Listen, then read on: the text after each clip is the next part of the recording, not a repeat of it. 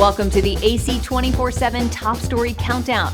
We'll guide you through the biggest news of the day. Our focus, advocating our rights, advocating health, and advocating Earth. Here's our pick for number 4. Laurie Lane has always loved being active, but in her late 50s, she started feeling tired, lacked motivation to work out, and her joints became painful. I went to my gynecologist and said, I have all these symptoms. And, he's like, congratulations, this is menopause. Other symptoms like brain fog and hot flashes also appeared. Lane says she struggled with all of it for about 2 years, but it took a toll on her life.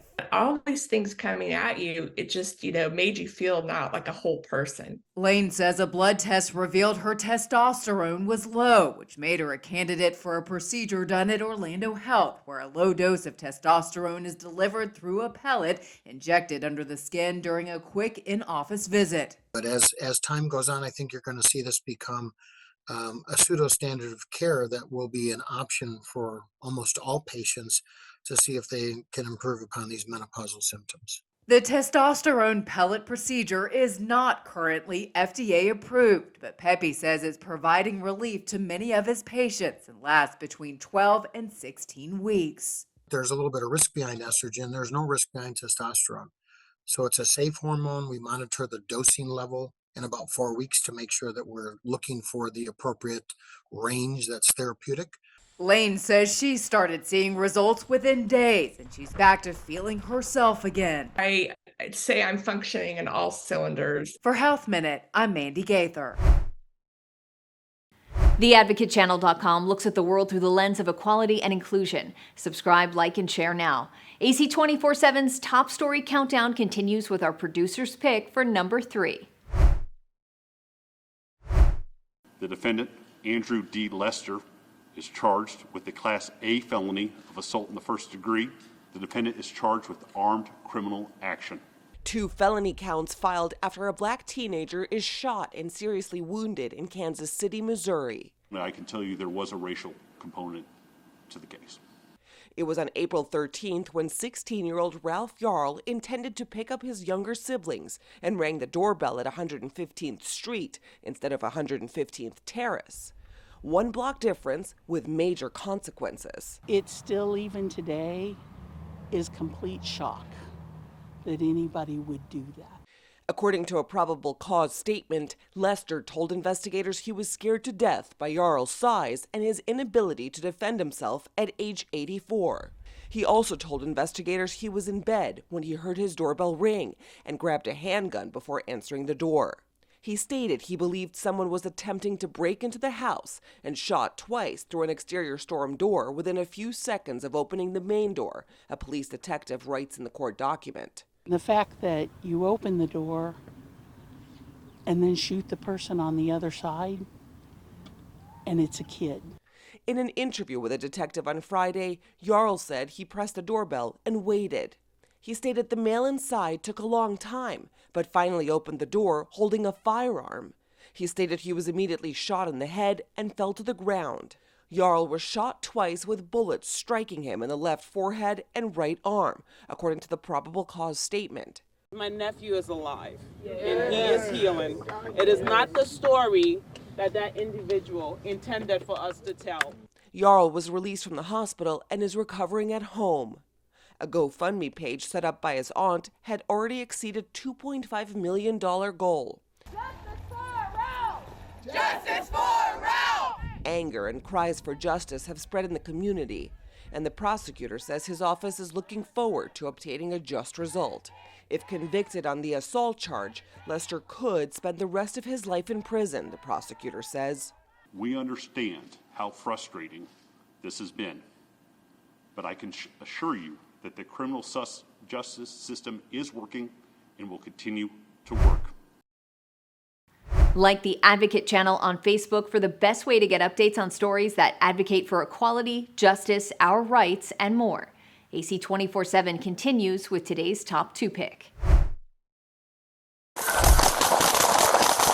Today, we finally received some answers. The mayor of Akron, Ohio, says his community has waited patiently and anxiously to learn more about what happened one night last June.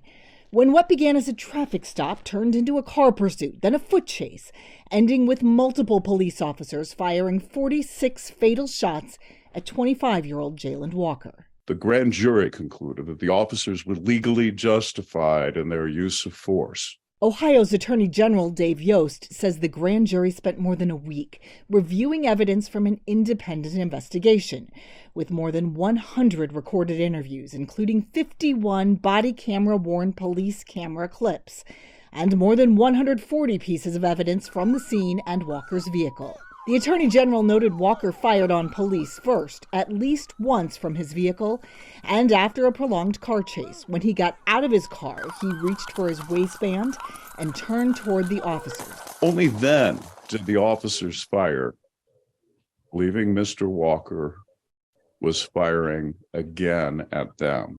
Hearing the family this afternoon when we had to deliver the most horrible news was truly one of the worst moments of my life. Nobody in this room tonight is happy. What does it take? What does it take for people to see what real justice looks like? I'm Emily Schmidt reporting. Follow the Advocate channel on Twitter and Instagram to stay updated on stories that matter every day. Here's our #1 story of the day. Take a look. It was a nightmare. A nightmare. It's just something, a nightmare that I don't wish on any parent. Just to go in and to see my baby laying there, and a pour of blood. A mother in mourning over the death of her young son, Philstavius Dowdell, killed in a mass shooting at her daughter's Sweet 16 party. Her daughter, 16-year-old Alexis Dowdell, tried to save her brother's life. They cut the light on and they seen that it was his body laying right there. And then that's when everybody just broke down crying. And it was people laying outside in front. I had ran in and I had picked my brother up and I turned him over. And I was telling him, I was like, you fine. I was like, you gonna make it, you strong. Police are asking the public for any information about the attack. They have released very little so far. 4 lives were lost in the tragic event that occurred here. The DJ at the party told CNN that he did not see a fight or commotion before the gunfire began. I just had to try to make sure everybody around me was safe, so I put a couple people under the table in front of me. The shots was letting off behind me. LaTanya Allen was also shot. Earlier in the night, she'd warned the group that there were rumors of someone with a gun. When I turned the lights on and I asked for his mic, and someone was saying someone was in there with a gun. So I got on the mic, I said, if anyone in here has a gun, then you need to leave because we're here to celebrate Alexis' Sweet 16. We're not here for no drama or anything. A talented senior with a football scholarship described as the hometown hero. Phil just told me about a month ago. He said, Coach, if anything ever happened to me, even when I go to college, take care of my 2 sisters. I never dreamed that he was talking about this. Another victim, 17-year-old Kiki Smith, set to attend the University of Alabama. She ran on the track team but was recently injured, so she took a role as a trainer. She just had pulled ACL and couldn't run track, so she just came to help out.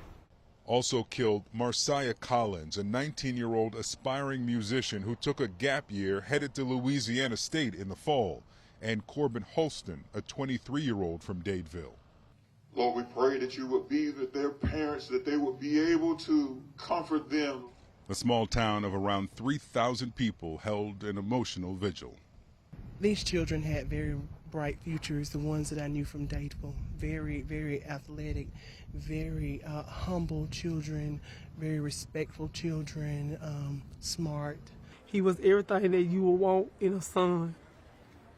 He always did everything to make me happy. Thanks for watching the Advocate Channel's top stories. We're on Facebook, Twitter, TikTok, and YouTube. Follow, like, and share, or check out advocatechannel.com for even more stories that advocate for you.